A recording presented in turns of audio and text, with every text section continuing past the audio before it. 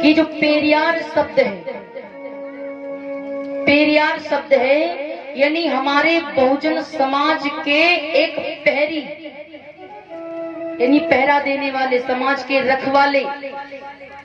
पेरियार शब्द जो है यानी हमारे बहुजन समाज का एक बहुत ही धाकड़ पहरी, धाकड़, डरने वाला नहीं, निडर।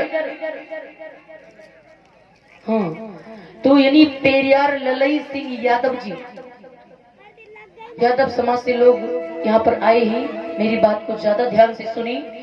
पेरियार ललई सिंह यादव जी, आजकल यादव लोग जो है ना वो कहते हैं कि हमें इस मिशन से कोई मतलब नहीं, हम तो क्षत्रिय हैं। लेकिन एक बात याद रखना,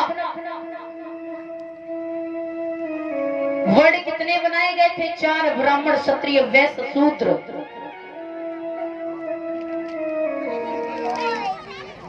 यादव लोग क्षत्रिय नहीं है, इस बात का प्रमाण है। यादव लोग क्षत्रिय नहीं है और वैश्य भी नहीं है, ब्राह्मण भी नहीं है, तो किस कैटेगरी में आते हैं? शूद्र में।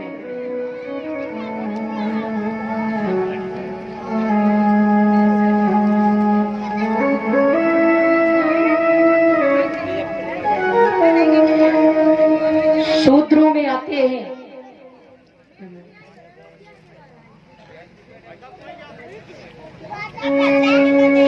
क्योंकि इस बात का प्रमाण है, हमें क्षत्रियों में मिला करके क्षत्रियों की जनसंख्या बढ़ाई गई थी, क्षत्रियों में मिला करके क्षत्रियों की जनसंख्या बढ़ाई गई थी, लेकिन क्षत्रिय नहीं माना गया। क्यों? शिवाजी को जानते हैं?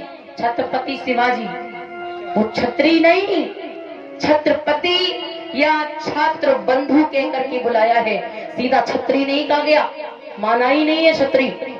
तो क्षत्रिय हम कहां से हो गए? पेरियार ललई सिंह यादव, एक बार की बात है कि उनके ग्राम कठारा में भागवत हो रही थी। ये प्रमाण है, ये किताब कहती है, इतिहास कहता, हम नहीं कह रहे भैया, जो हमें बुरा भला कहो, मेरी गलती नहीं है। ये राइटरों से जाकर मिले या प्रेस पे जाके मिले, और ललई सिंह यादव जी की सच्ची रामायण पढ़ें जरूर, तो उन्होंने सच्ची रामायण की चाबी किताब लिखी है। ललई सिंह यादव, एक बार की बात है कि वहां पर भागवत हो रही थी। भागवत, अगर शूद्र नहीं थे तो उनके साथ ऐसा हुआ क्यों? भागवत हुई तो उनकी माता श्री और उनकी पत्नी श्री गई थी पूड़ियां बेलने के लिए। आपको याद होगा तो पता है, उनकी बिली हुई पूड़ियां किसी ने तो खाई नहीं, और वहां पर महिलाएं बैठी भी नहीं उनके पास। और तो और बताते हैं कि उनके बाल को मुड़वा करके और गधे पर बिठाल करके पूरे गांव में मुंह काला करके घुमाया था। ये कौन सी अच्छी बात है जो तालियां बजा रहे हैं? हमारी महापुरुषों की माता पिता पत्नी की मान मर्यादा पर हानि पहुंच रही और आप तालियां ठोक रहे हैं। ऐसा मेरे महापुरुषों के साथ हुआ। ये ज्यादा पुरानी बातें नहीं है, ललई सिंह यादव अभी हुए थे, ज्यादा पुरानी बातें नहीं। वहां के पुरखों से पूछ लेना जाकर के। कानपुर देहात झिंझक के स्टेशन के पास में ही कठारा गांव है, और उनके जो परिवार के लोग हैं वो आज भी हैं, नाती पोते आज भी हैं। उनसे जाकर के पूछना उनकी स्थिति, उनके दादा परदादों के बारे में, कैसा कैसा उनके साथ हुआ। इसीलिए उन्होंने कहा कि ये व्यवस्था अगर हमको मान सम्मान नहीं देती है तो ऐसी व्यवस्था को मैं लात मारता हूं। जो ग्रंथ किसी को इंसान, किसी को जानवर भी ना समझे, ऐसे ग्रंथ को तो हमें मान्यता नहीं देनी चाहिए। ये इतिहास कहता है, ये मैं नहीं कहती हूँ, क्योंकि मेरी उम्र बहुत कम है। जिस समय हमारे महापुरुष संघर्ष कर रहे थे, जिस समय महापुरुषों का अपमान हो रहा था, उस समय हम नहीं थे। जो उनके समकालीन थे उन्होंने लिखा और हमने इस समय पढ़ा, वही बता रहे हैं। आप बुराई हमसे ना माने, क्योंकि जैसा भी हम पढ़ते हैं वैसा ही बोलते हैं, किसी की सुनी बात नहीं लेते। प्रेम से बोलिए भगवान बुद्ध की। तो क्षत्रिय वंश के लोग जो अपने आप को क्षत्रिय कहते हैं, यादव लोगों, आप लोग अपने इतिहास को पढ़ें। ललित सिंह यादव की सच्ची रामायण की चाबी जो किताब है, आपसे अनुरोध है इस छोटी बहन का कि आप जरूर पढ़ें। अगर आपने एक किताब उनकी पढ़ ली ना, तो आपका जीवन बदल जाएगा और आपको पता चल जाएगा कि कौन मेरा अपना है और कौन मेरा पराया है।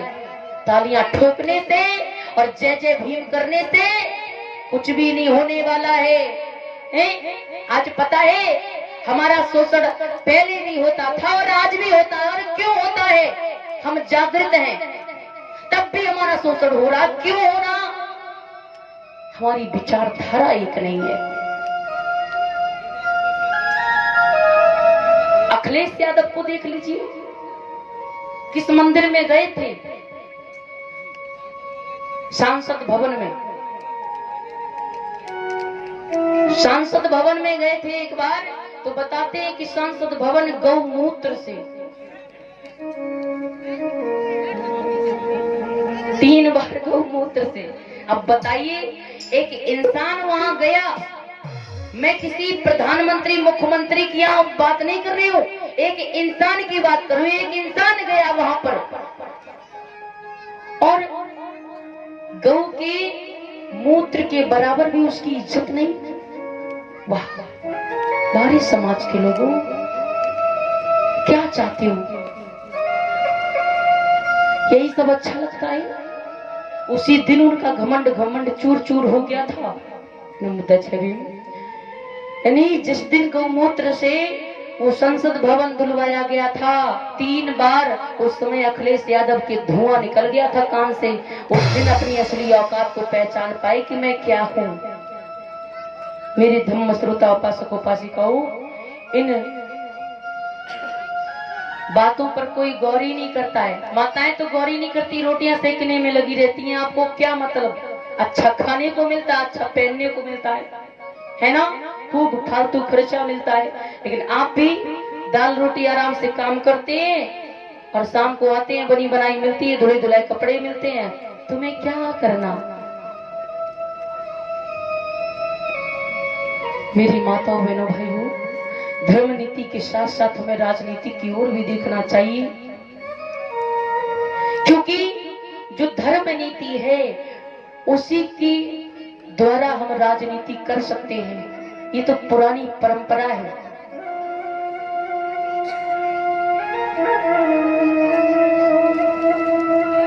और समय कम है, इसलिए शॉर्ट में ऐसी बात आप लोगों को बताई है, यादव समाज के लोगों को, कि जिससे आपका खून खौल गया होगा। आपको पता चल गया होगा कि हम कौन हैं, हमारी क्या दशा होती होगी उस समय। ये तो अभी की बात हमने बताई है, अभी जब ऐसा हुआ तो तब कैसा होता होगा। तो मेरे समाज के लोगों, ये छोटी सी चिंगारी हमने आपके हृदय में लगा दी है।